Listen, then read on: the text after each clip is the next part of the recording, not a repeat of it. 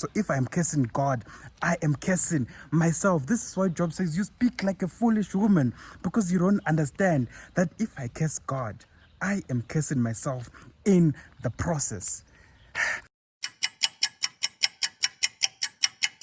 Good morning, good afternoon, and good evening. I hope that you're good, guys, where you are, and I hope as well that the blessings of the Lord are upon your life on this beautiful, beautiful, beautiful day on my side. I hope you can see it's sunny, you know, it's a bright day. It's a bright day. It's been a while since we've had this kind of episodes, so I hope that you've been good, guys, and you've been keeping well in your own personal spaces.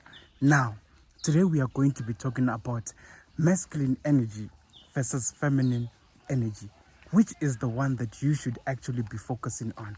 Should you be focusing on feminine energy, or you should actually be focusing on masculine energy? And in this episode, we are going to be looking at the life of Job. Right? That is what we're going to be looking at today. The life of Job. And we're going to cover from chapter 4, 5, and 6. And we're going to stop there. Now, the masculine and feminine energy. Which is the one that is going to bring you results? Is the masculine energy going to bring you results? Or the feminine energy is the one that is going to bring you results? Now, in the contrast of the masculine and the feminine, I want us guys to keep this point in mind. So when we talk about the masculine energy, I want us to relate it to Job. And when we talk about the energy, I want us to refer it to Job's wife. Why am I saying that? We'll get to that point later on in the video. So for you to understand more, make sure that you stick around. So, masculine and feminine energy.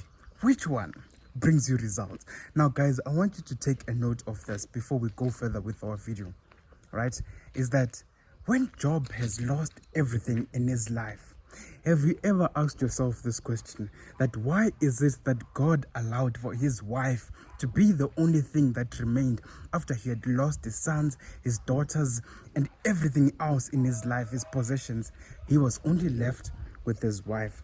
Why is it that Job was left with his wife and not his daughters? Perhaps his daughters could have represented the feminine energy that we're going to be talking about. But why did God allow for only his wife to be the one that remained? And that is what we're going to be talking about today, guys. Masculine and feminine energy. So, guys, as we've just established, masculine and feminine energy. Now, the point I want you to take note of is that there is always going to be masculine and feminine energy. Now, the reason why Job's daughters could not be the one that stayed behind and to represent the feminine energy that we're talking about is because Job and his daughters were not one. In the sense of when the Bible says, when the man and the wife shall be joined together, the two shall become one. So Job and his wife were one. Do you get it, guys? Job and his wife were one. Hence why the wife was the one that remained and not his daughters. Do you get it, guys? Okay, but we're going to explain it further as we go on with our episode. And I'm going to leave the verse right here on the screen so that you can be able to see it. Job and his wife were one, which represents the masculine and the feminine. So now when I say the masculine, I want you to picture Job. And when I say feminine, I want you to picture Job's wife. So the message that the Bible is trying to bring across to us is that at the end of the day, trials and tribulations and challenges are going to fall upon every man.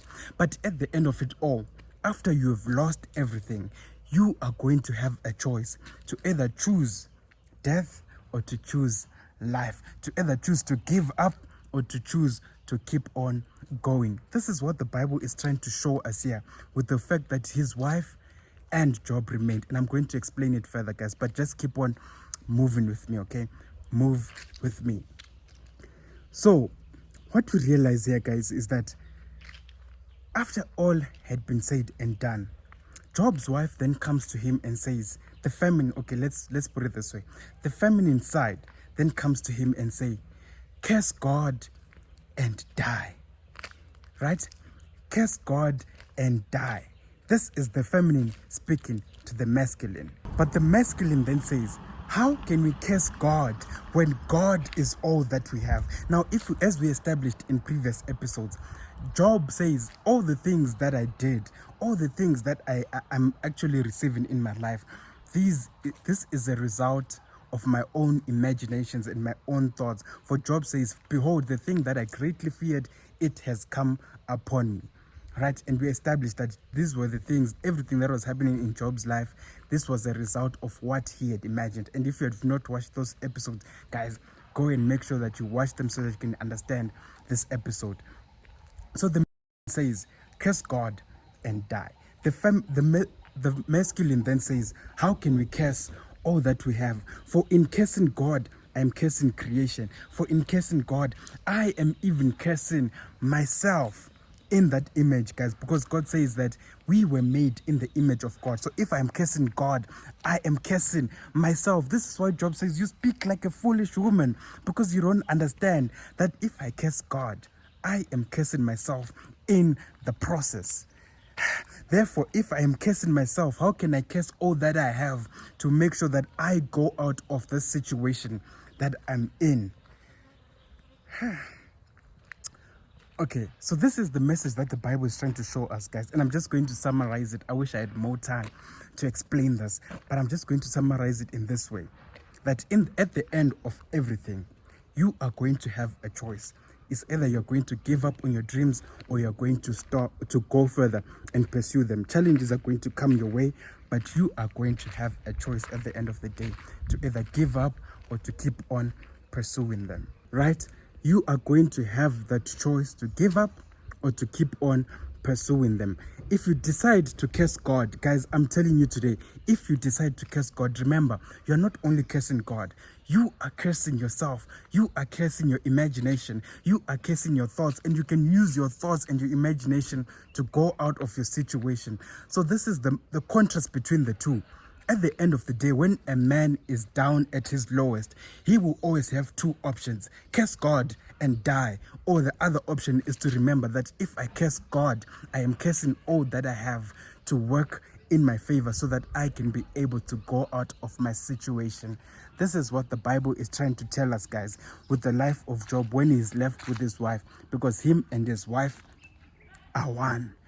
Therefore, the masculine and the feminine, if you decide that you are going to curse God, remember, you're not only cursing God, you are cursing your imagination, you're cursing your thoughts, and last but self, you are cursing yourself. And this is the sad part of it all, guys, is that sometimes we think that we have been cursed by other people or from generational curses and all of those other things. But most of the times, we are the ones that actually curse ourselves. We curse ourselves with the way that we talk. We curse ourselves with our imaginations. We curse ourselves with our thoughts by thinking about all the negative things that can possibly happen to us. And we think that, you know what, I'm just going to fail.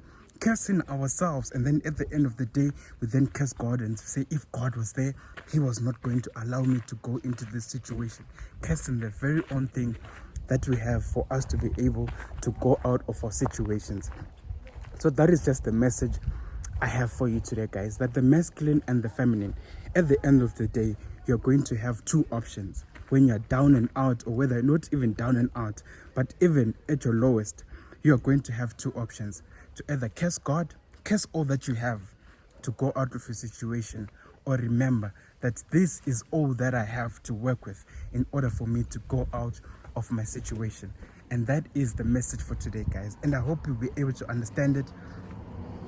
And if you're not able to understand it, make sure that you play back the episode and try to go back to it, guys, and replay it again so that you can understand it, right?